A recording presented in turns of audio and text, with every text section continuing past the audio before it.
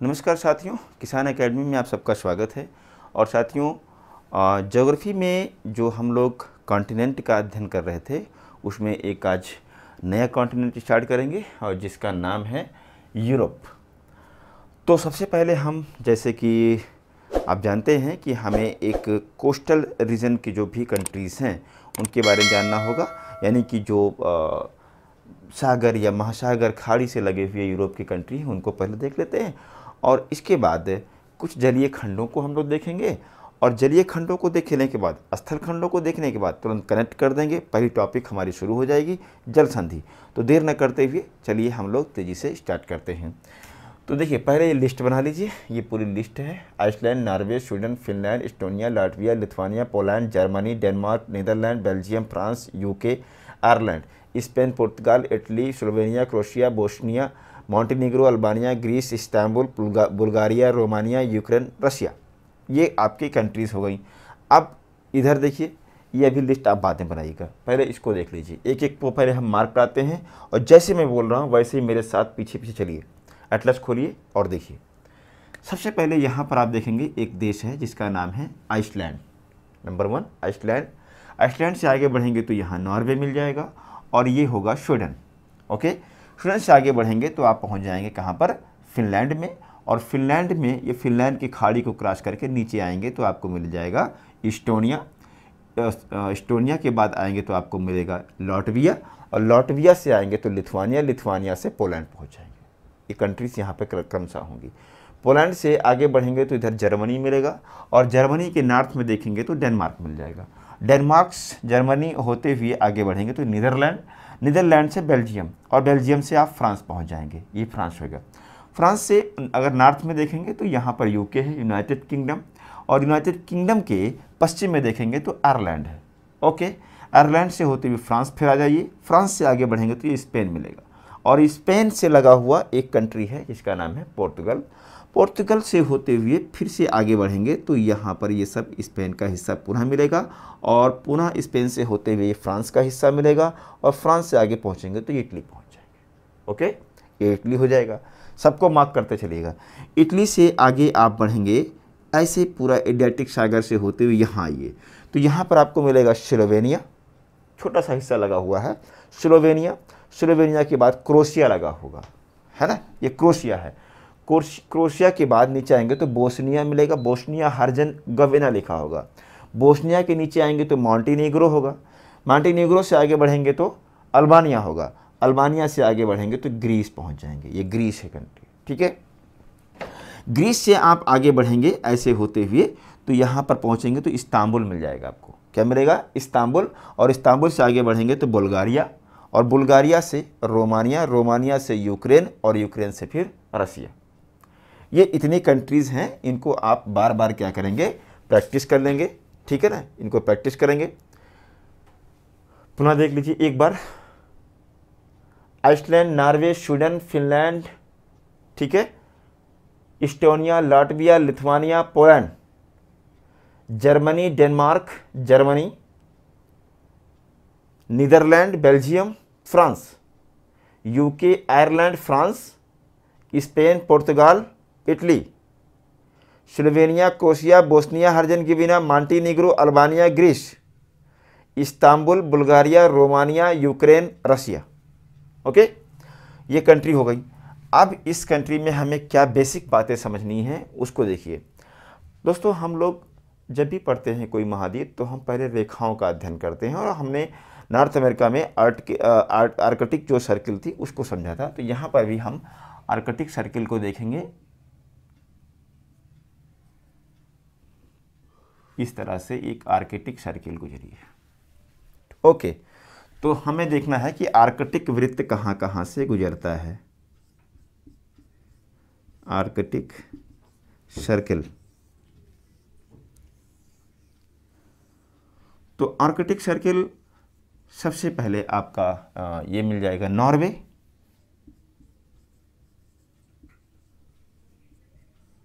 Norway के बाद Sweden है, और स्वीडन से आगे बढ़ेंगे तो फिनलैंड है,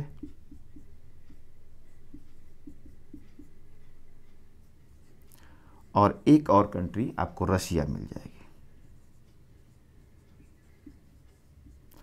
इन 4 कंट्रीज से होकर के आर्कटिक वृत्त पास होता है। तो आर्कटिक वृत्त का अगर हम देखें तो पूरा राउंड अप हो चुका है। आप देखिए, इसको ध्यान से देखिएगा। यहाँ पर देखिए, ये आर्कटिक सर्किल है। तो हमने नॉर्थ अमेरिका में कहा था अलास्का, कनाडा, है ना, और ये ग्रीनलैंड से होते हुए ये आगे गई, और यहाँ पर आप देखेंगे सारे यूरोप के कंट्री आ जाएंगे इसमें, और फिर ये अलास्का पहुँच जाएगी। तो मेरे ख्याल से ये सर्किल कंप्लीट हो गई, है ना, ये आर्कटिक सर्किल कंप्लीट हो चुकी है। आगे देखिए, अगर हम इन देशों को ले लें, जैसे हम कहें नॉर्वे,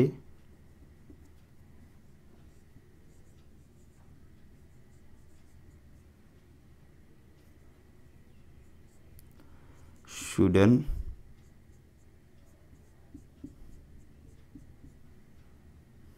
आइसलैंड,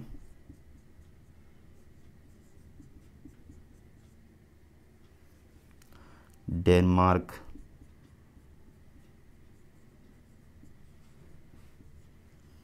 इनको कहते हैं स्कैंडिनेवियन कंट्री।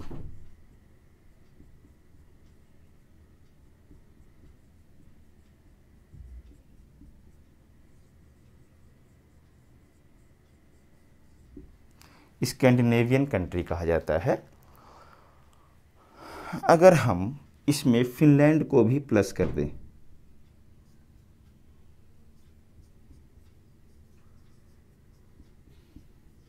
फिनलैंड को प्लस कर दें, तो ये फिर बन जाता है फिनो स्कैंडिनेवियन कंट्री।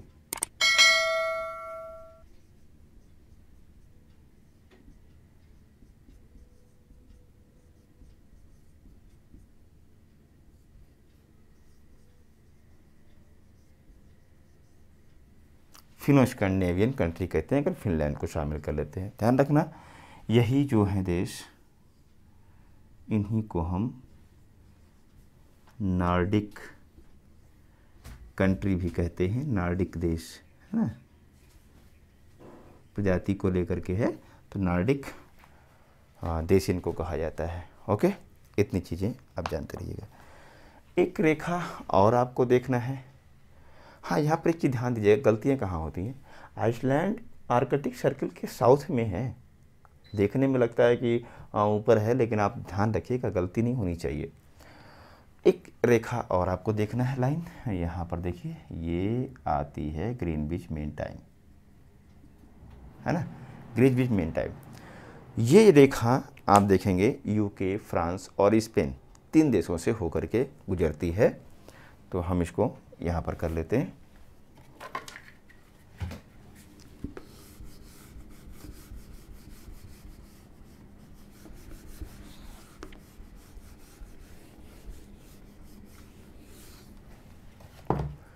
हम इसको कहते हैं GMT, ग्रीनविच मीन टाइम, या इसी को कहते हैं 0 डिग्री देशांतर, है ना, या इसी को कहते हैं अंतर्राष्ट्रीय समय रेखा। कहीं कहीं प्रधान एवं उत्तर भी लिखा होता है। ये देखिए, ये एक कंट्री है यूके, यहाँ यूके से गुजर रही है। फिर फ्रांस है,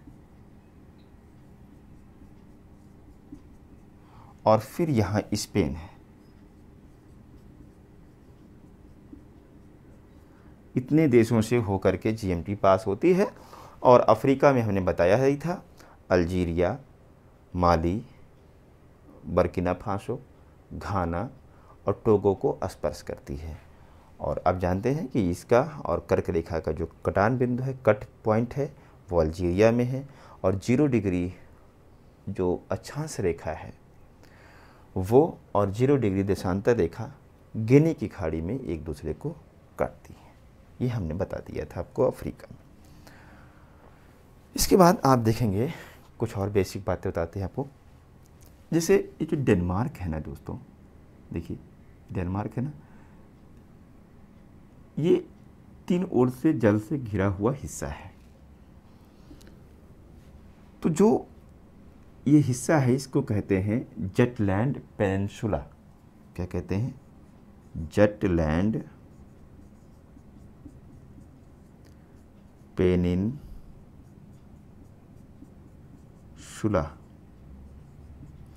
जटलैंड प्रायद्वीप।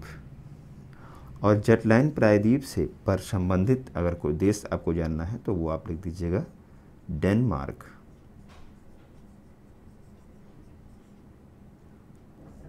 डेनमार्क के किस प्रायद्वीप पर अवस्थित है? तो आप कहेंगे जटलैंड प्रायद्वीप पर ये अवस्थित है। एक बात ये,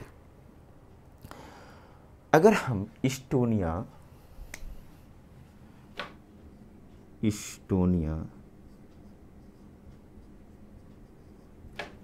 है ना, इस्टोनिया, लाटविया और लिथुआनिया,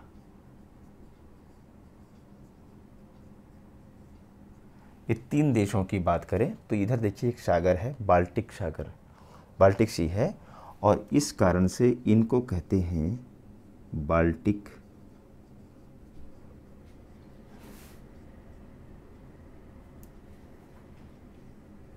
कंट्री, या कहीं कहीं आपको बाल्टिक स्टेट भी लिखा मिलेगा। ठीक है, ये तीन देश ये हो गए। आगे देखेंगे आप जो नीदरलैंड है, यहाँ पर जाइए, नीदरलैंड, बेल्जियम, और एक लैंड लॉक कंट्री भी यहाँ पर आपको मिलेगा जिसका नाम है लग्जमबर्ग। इन तीन देशों को समझिए। इन तीन देशों के बारे में कौन कौन सा है? नीदरलैंड,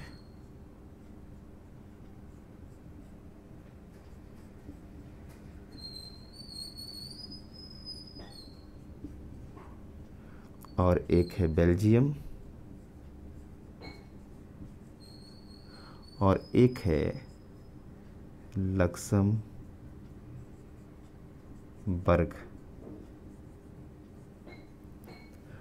इन तीन देशों के बारे में आप जान लीजिए, इनको लो लैंड कंट्री कहते हैं, लो लैंड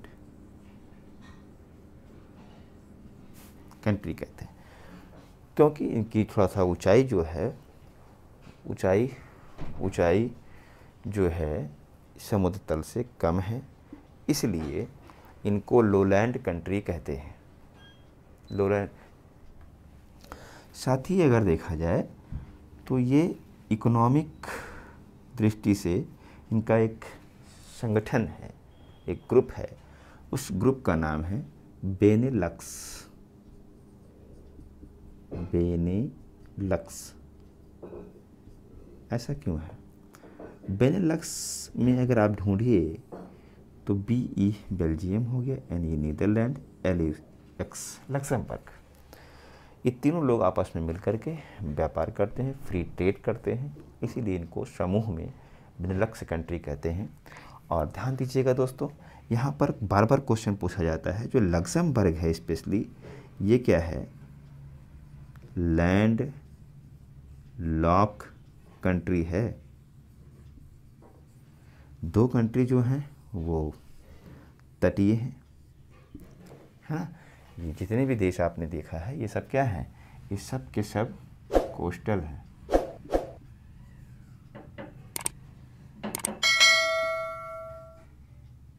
ये जितनी भी देश हैं ये सब कोस्टल हैं। इसमें लग्जमबर्ग आपको देखा, ये लैंड लॉक कंट्री है। ओके, एक बात ये, आप अगर थोड़ा सा इस वाले हिस्से को देखें,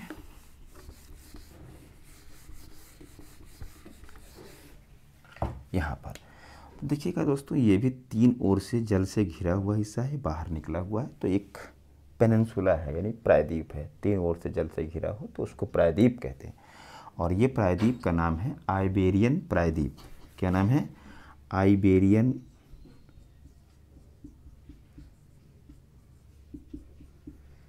पेनिनसुला।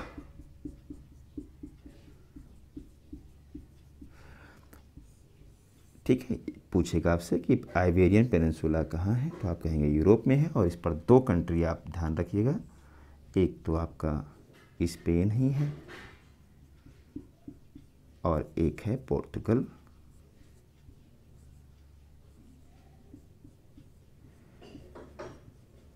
है ना, पोर्तुगल। ये दो कंट्री आइबेरियन प्रायद्वीप पर है, इनको आप जानते रहिएगा। दो आइलैंड यहाँ पर, दो क्या तीन आइलैंड आप जानते रहिएगा, पूछ सकता है। देखिए, जो ये वाला एक आइलैंड है ये कोर्सिका है। ये क्या है? कोर्सिका। और दिस इज सर्डिनिया, ठीक है। एंड ये क्या है? सिसिली। सिसिली। तो ये तीन आइलैंड हैं जिनको आप ध्यान में रखिएगा। देखिएगा, एक है कोर्सिका, ठीक है, और एक हो जाएगा सर्डिनिया,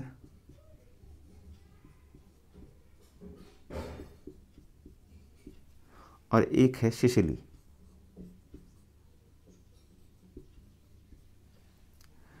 इन तीनों में आप जानते रहिएगा कि जो सिसिली और सर्डिनिया है इनका संबंध है इटली से, और कोर्सिका पर जो अधिकार है वो फ्रांस का है। ये जानते रहिएगा, कोर्सिका फ्रांस का, सर्डिनिया और सिसिली इटली का आइलैंड है। जब वर्ल्ड हिस्ट्री आप पढ़ेंगे, जो आपके सिलेबस में है यूपीएससी के, वर्ल्ड हिस्ट्री में इटली का एकीकरण जब आप पढ़ेंगे तो इन सब आइलैंड्स का बड़े पैमाने पर यूज होंगे, ये सब शब्द आएंगे। अगर आप लोकेशन जानते रहेंगे तो निश्चित रूप से आपको बहुत लाभ होगा। यूरोप को खास करके, यूरोप की जो मैपिंग है बहुत ढंग से कीजिएगा, क्योंकि ये आपको निश्चित रूप से वर्ल्ड हिस्ट्री में बहुत ज़्यादा सपोर्ट करने वाली है। ओके, यहाँ से आगे बढ़ जाएंगे तो आप देखेंगे कोर्सिका से यहाँ होते हुए अगर थोड़ा सा आगे बढ़ें तो यहाँ पर देखिए, ये पूरा एक आइलैंड जैसा दिख रहा है, और पेनिनसुला है। यहाँ से लेके यहाँ तक पूरा ये पेनिनसुला ही तो है। ये देखिए, इस पेनिनसुला को कहते हैं बाल्कन पेनिनसुला, बाल्कन प्रायद्वीप। तो बाल्कन प्रायद्वीप में कौन कौन से देश हैं इनको आप जानते रहिएगा। हालांकि अलग अलग किताबों में अलग अलग तरीके के लोग दे देते हैं, लेकिन आप ध्यान दीजिएगा जितने देश आपको दिख रहे हैं उतनी सबकी लिस्ट बना दीजिए। जैसे देखिए, इसमें स्लोवेनिया है, ठीक है, क्रोएशिया है, बोस्निया है, मॉन्टीनीग्रो,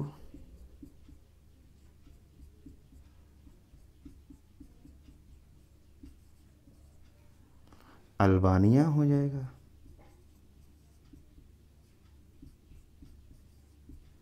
और फिर ग्रीस। इतने तो आप इसमें रखेंगे, उसे आगे से भी ले लिए। यहाँ कर देते हैं बुल्गारिया और रोमानिया। ये इधर के दो देश उधर के ले लिया। इसके अलावा आप सर्बिया, यूगोस्लाविया और क्रोएशिया को ले लीजिए। सर्बिया, ये सब लैंड लॉक हैं। एक है कोसोवो और एक है, नहीं, यूगोस्लाविया को ले लीजिए। इतनी कंट्री हैं, ठीक। ये जो कंट्री हैं, इन कंट्रीज़ को हम कहते हैं बाल्कन कंट्री या बाल्कन स्टेट।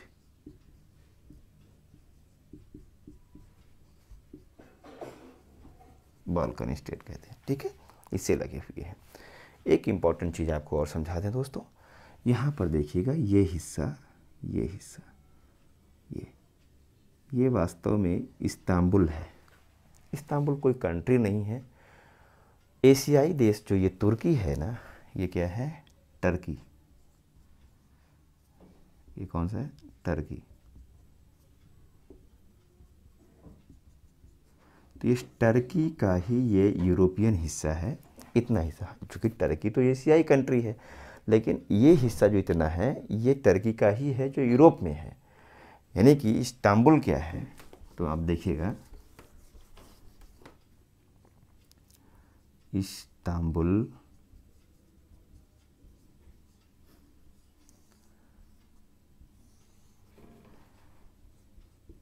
तुर्की का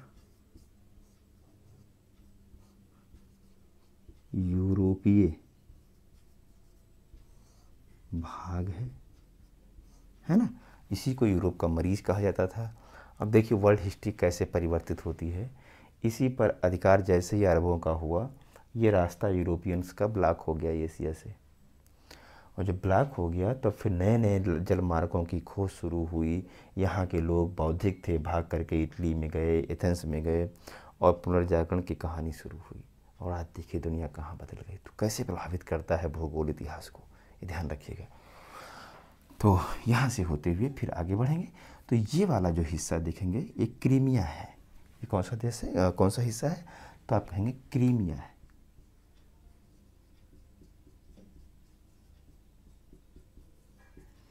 क्रीमिया के बारे में जानिए। क्रीमिया इतना विवादित रहा है दोस्तों, जब आप वर्ल्ड हिस्ट्री पढ़ेंगे तो क्रीमिया के कीचड़ से क्या क्या हुआ आप सब पढ़ेंगे। बहुत ही विवादित रहा क्रीमिया जो ये प्रायद्वीप है, और विशेष करके रसिया और यूक्रेन में लेकर के वर्तमान में भी बड़ा डिस्प्यूट है। हालांकि इस पर रसिया ने कब्जा कर ही लिया है ना। तो इसको आप लोग पढ़िएगा आईआर में, जब हम आपको पढ़ाएंगे तो आईआर में आपको समझाएंगे इसको, अभी जानिए। तो क्रीमिया ये हो गया। अब ये तो हमने आपको आइलैंड बता दिया, और क्या किया कि देशों का थोड़ा सा परिचय जो कोस्टल कंट्री थी उनका करा दिया। अब एक काम करना है दोस्तों, इधर एक लिस्ट बना लीजिएगा और ऊपर डाल दीजिए हेडिंग कि सी एंड बे या गल्फ़, और नाम देखिए मैंने लिखा है Norwegian Sea, Gulf of Bothnia, Gulf of Finland, Baltic Sea, Gulf of Riga, North Sea, English Channel, Irish Sea, Celtic Sea, Biscay Bay, Mediterranean Sea, लेगो यहाँ पर एक छूट गया था 12 नंबर पे, Gulf of Lion, Ligurian Sea, Tyrrhenian सागर, Ionian सागर, गल्फ ऑफ टारंटो है ना, Adriatic Sea, Aegean Sea, Marmara Sea, Black Sea और अजोब सी। इतने आप इनकी लिस्ट बना लीजिए।